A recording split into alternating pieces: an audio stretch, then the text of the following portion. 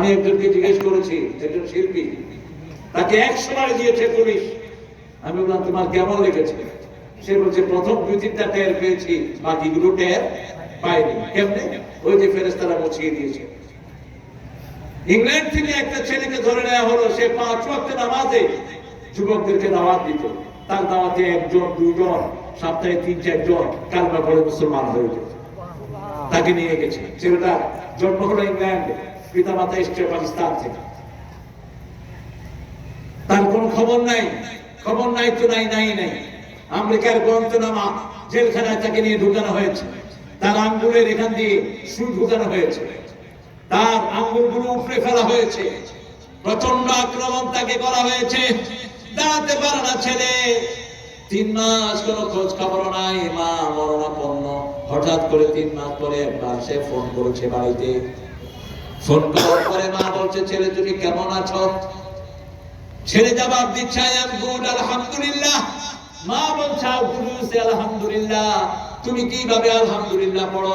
তোমার জন্য আমি হসপিটালাইজ, তোমার বাপ আজকে জ্ঞান হারা। তুমি কোথায় আছো? বলছে, মা আমি আছি আমেরিকার গুয়ান্তানামো জেলখানায়, কিন্তু আমি ভালো আছি। আমাকে যখন আঙ্গুল তুলে ফেলা হলো, আমার লোকের ভিতরে ইনজেকশন পিন মেরে দেয়া হলো, সুই মেরে দেয়া হলো। আমাকে স্বপ্নে দেখানো হয়েছে রাসূল সাল্লাল্লাহু আলাইহি ওয়াসাল্লাম এসে আমার মাথায় হাত বুলাচ্ছে। সান্ত্বনা এক জায়গাতে।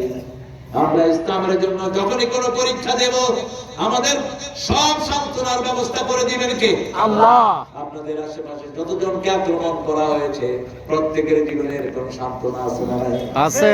আব্দুল জব্বার সাহেবের ছেলেটাকে গুলি করা হলো।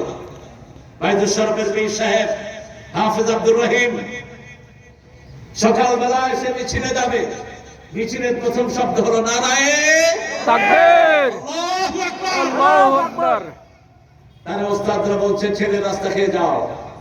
ছেলে বলছে, জান্নাতের রাস্তা আমার জন্য অপেক্ষা করছে। সুবহানাল্লাহ। ওই রাতে সে গেয়েছে সারা রাত, আমাকে শহীদ করে সেই মিছিলে শামিল করে নিও। যে মিছিলের নেতা আপনারা জানেন তো, খুবই খারাপ আল্লাহর ছিল যারা অতি প্রিয়, শামিল করে নিও। বলুন আমিন। আমিন। মিছিলে গেছে, গুলিটা ঠিক বুকে এসে নিচ্ছে, মুখে মুচকি হাসি, আর পড়ছে আল্লাহু লা ইলাহা ইল্লা হুয়াল হাইয়ুল কাইয়ুম। ঢলে পড়েছেন তিনি সুলতান আব্দুর রহিম। ওস্তাদেরা বলেছে, তার মুখের মুচকি হাসি আমরা মিটাতে দেখি নাই, তার ওই বন্দুকের ওই গুলির জায়গা থেকে সুঘ্রাণ আসতেছিল। সুবহানাল্লাহ। রাসূল সাল্লাল্লাহু আলাইহি ওয়াসাল্লাম বলেন, যখন শহীদদেরকে মারা হয়, শহীদদের চোখের সামনে জান্নাত তুলে ধরা হয়, দুনিয়ার কোনো কষ্ট তাদের কাছে কষ্ট মনে হয় না। ওই জান্নাতের দিকে তাকিয়ে থাকে, সেই জন্য মুখে মুচকি হাসি থাকে। আল্লাহ আমাদেরকে শহীদ হিসাবে কবুল করেন।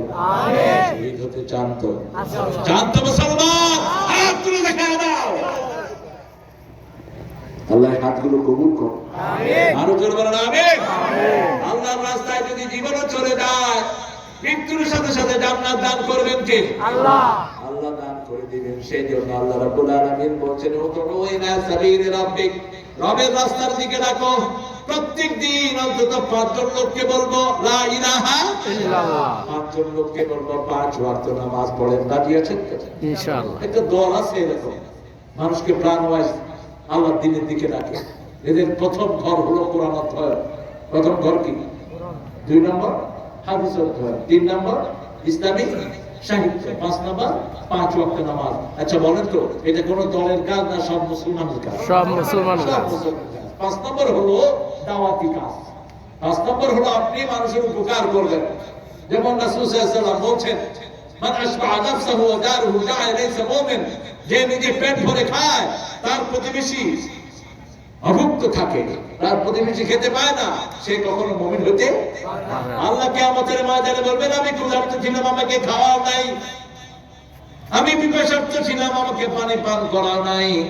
মানুষ বলবে, এটা কেমন কথা আল্লাহ?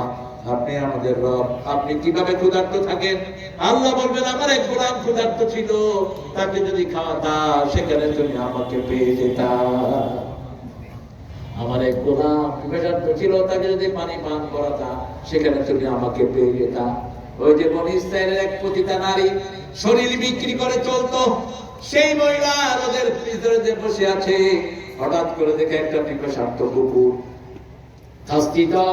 পিপাসার্ত কুকুর পিপাসায় মরে যাচ্ছে। মহিলার কাছে কোনো পাত্র নেই, নিজের ওড়নায় নিজের স্যান্ডেলটা বেঁধে পানির ভিতরে ফেলেছে, কুকুরের ভিতরে।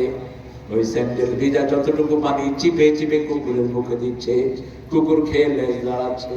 কুকুর যখন কারো উপরে খুশি হয় কি লাভ? কথা বলে কি হয়? লেজ দাঁড়ায়, লেজ দাঁড়ায়, সে শুকরিয়া আদায় করে।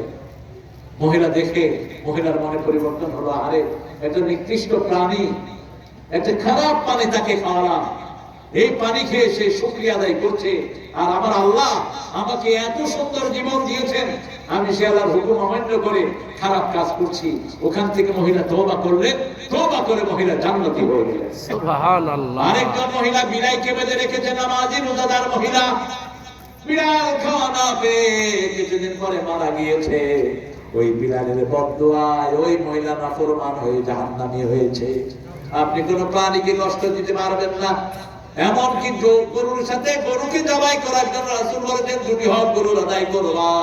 একটি হলো তাকে ধারালো ছুরি দিয়ে জবাই করবা, কি ছুরি? ধারালো ছুরি দিয়ে জবাই করবা। 2 নম্বর, তার প্রাণ যাওয়ার আগ পর্যন্ত তার গায়ে ছুরি লাগানো যাবে না। দেখা যায় গরু এরকম ছটফট করছে, ওই সময় আপনি ছুরি দিয়ে গরুকে খাওয়ানো শুরু করেন, হাদিসে নিষেধ। একদম নিথর হওয়া পর্যন্ত আপনাকে অপেক্ষা করতে হবে। আহসান রিজাবহিক, রাসূল বললেন তোমার যে জবাই করা প্রাণী, এটার সাথে শ্রেষ্ঠ ব্যবহার তুমি করো, তাহলে তোমার সাথে শ্রেষ্ঠ ব্যবহার করবেন কে? আল্লাহ। যেমন রাসূল হাঁটছেন রাস্তা দিয়ে, একটা উট এসে রাসূলকে বিচার দিলেন, ইয়া রাসূলুল্লাহ, আমার মালিক আমি বহন করতে পারি না, এরকম বোঝা আমার উপর চাপিয়ে দিচ্ছে। রাসূল সাল্লাল্লাহু আলাইহি ওয়াসাল্লাম প্রাণীর কথা বুঝতেন, গাছের কথা বুঝতেন, রাহমাতাল লিল আলামিন। মদিনায় যখন তিনি প্রথম খুতবা দিতেন, একটা মরা খেজুর গাছের উপর হাত রেখে খুতবা দিতেন। মসজিদ নববী বড় হলো, খুতবার জায়গাটা পরিবর্তন হলো। সেই খুতবার জায়গা থেকে তিনি পরিবর্তন হয়ে যখন এসেছেন, ওই গাছটা কাঁদা শুরু করেছে।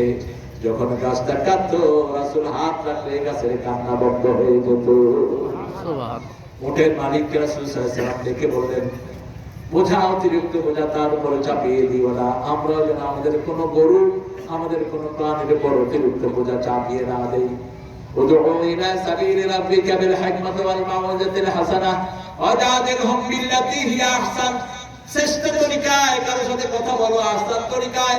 আমরা বললাম কেন? আল্লাহ বললেন আহসান কাজের জন্য আমাদেরকে সৃষ্টি করেছেন কে? আল্লাহ। 2 নম্বর আয়াত সূরা মুলক। রাতের বেলায় যারা পড়বে, মৃত্যুর পরে এদের কবরের আযাব মাফ করে দিবেন কে? আল্লাহ। পড়বেন তো ইনশাআল্লাহ? পড়বেন তো ইনশাআল্লাহ? দেখি কারা কারা পড়েন, হাত তুলে দেখান তো। মাশাআল্লাহ, অনেক লোকই পড়ে, আল্লাহ কবুল করুন। আমিন। রাত মানে হলো প্রতিদিনই অন্তত একবার হলো পড়বেন। রাতটা হলো বেস্ট, রাতটা কি ভালো। আর দিনে যে কোনো সময় পড়ে নিলে বাস। সূরা মুলকে, এটাকে বলা হয় সূরাতুল খাসামা। এটা ঝগড়া সূরা। এটা আল্লাহর সামনে গিয়ে দাঁড়িয়ে থাকবে আর বলবে, আল্লাহ আপনি বলেছেন আমার বন্ধুকে আপনি মাফ করে দিবেন, এখন আমার বন্ধু কবরে এসেছে, আপনি তাকে মাফ করে দেন। মাফ করে রাখ পর্যন্ত সূরা মুলক ছড়বে না, দাঁড়িয়ে থাকবে। সুবহানাল্লাহ, সুবহানাল্লাহ। এই সূরা 2 নম্বর আয়াতে আল্লাহ বলেন, আল্লাযী খালাকাল মাউতা ওয়াল হায়াতা লিয়াবলুয়াকুম আইয়ুকুম আহসানু আমালা। আমি জীবন এবং মৃত্যু সৃষ্টি করেছি যাতে করে আমি দেখতে চাই শ্রেষ্ঠ কাজ কে করেছে।